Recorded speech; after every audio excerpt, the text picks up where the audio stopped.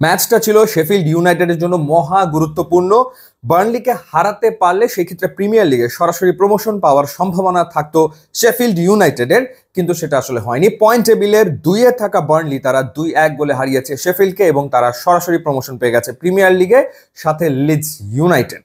তো এই ম্যাচটা আসলে শেফিল্ড ইউনাইটেডের প্লেয়ারদের জন্য প্রচন্ড রকমের প্রেশার ম্যাচ ছিল, কোনো সন্দেহ এ ব্যাপারে নাই। তো সেরকম একটা ম্যাচ শেষ হওয়ার পর রেফারি যেই মুহূর্তে আসলে বাঁশিটা বাজালেন, ঠিক সেই মুহূর্তেই বার্নলির সমর্থকরা তারা আসলে মাঠে ঢুকে যায়। 50 থেকে 60 জন সমর্থক মাঠে ঢুকে গেল এবং তারা তেড়ে গেল হামজা চৌধুরীর দিকে। এমন না যে শেফিল্ড ইউনাইটেডের অন্যান্য প্লেয়ারদের দিকেও তারা তেড়ে গেছে, অঙ্গভঙ্গি করেছে, বাজে কথা বলেছে।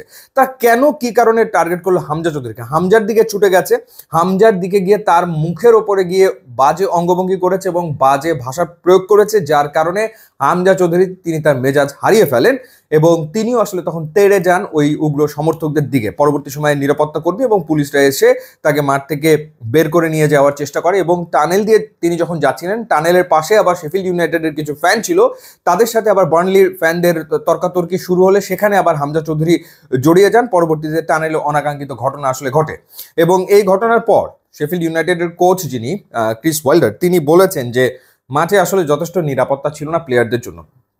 যথার্থ বলেছেন, কারণ টার্ফ মুরে আমরা যেটা দেখলাম যে প্লেয়ারদের এত কাছে কিভাবে করে সমর্থকরা আসলে চলে যায়, একদম এত কাছে গিয়ে তারা যাতা বলছে, যাতা আচরণ করছে, সেটা আসলে কেমন করে হয়? তো সেই ঘটনাটা আসলে ঘটেছে কারণ ওই যে বার্নলি তারা প্রিমিয়ার লিগে চলে গেছে, সেই উদযাপন করতে গিয়ে তারা মাঠে ঢুকে টার্গেট করে ফেলে আসলে হামজা চৌধুরীকে। কি কারণে তারা অসন্তুষ্ট হামজার ব্যাপারে সেটা আসলে তো বোধগম্য হয় না, কিন্তু আমরা যতটা হামজাকে দেখেছি যখন তিনি বাংলাদেশে এসছেন, তিনি যতটা নম্র, ডাউন টু আর্থ, যেভাবে মানুষের সাথে মেশেন, যেই ছবি তুলতে চায় তার সাথেই ছবি তুলেছেন, সবার সাথে কথা বলেছেন, তার আন্তরিকতার কোনো অভাব আমরা দেখিনি। সেই মানুষটা যে খেপে গেলেন, তার মানে বোঝাই যায় যে কি পরিমাণ ক্রিয়া হলে তিনি আসলে এই প্রতিক্রিয়াটা দেখিয়ে ফেললেন, মানে কি পরিমাণ বাজে কথা তাকে বলা হয়েছে, কি পরিমাণ বাজে অঙ্গভঙ্গি করা হয়েছে, যার কারণে তিনি এই প্রতিক্রিয়াটা আসলে দেখিয়েছেন। তো যাই হোক, এখন বিষয়টা হলো যে শেফিল্ড ইউনাইটেডের কি প্রিমিয়ার লিগে খেলার সম্ভাবনা আছে কিনা? দুটো দল সরাসরি প্রমোশন পেয়ে গেছে, লিডস ইউনাইটেড এবং একই সাথে হচ্ছে বার্নলি। শেফিল্ডের এখনো সম্ভাবনা রয়েছে, সেক্ষেত্রে প্লে অফে তাদের দুটো ম্যাচ ডেফিনেটলি জিততে হবে। এখন পয়েন্ট টেবিলের 3 থেকে 6 এই 4টা দলের ভেতরে প্লে অফ হবে এবং সেই প্লে অফ থেকে আরও একটা দল প্রিমিয়ার লিগে খেলার সুযোগ পাবে। তো শেফিল্ডের সেই সম্ভাবনা ডেফিনেটলি এখনো আছে।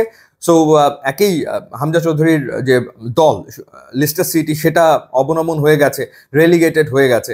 সো এরপরে আবার এখন শেফিল্ড ইউনাইটেড, তারা খেলতে পারবে কি পারবে না, প্রিমিয়ার লিগ অনিশ্চিত। তো এরকম একটা সময় আসলে এমনি মানসিক চাপে থাকাটা হামজা চৌধুরীর জন্য খুব স্বাভাবিক ব্যাপার।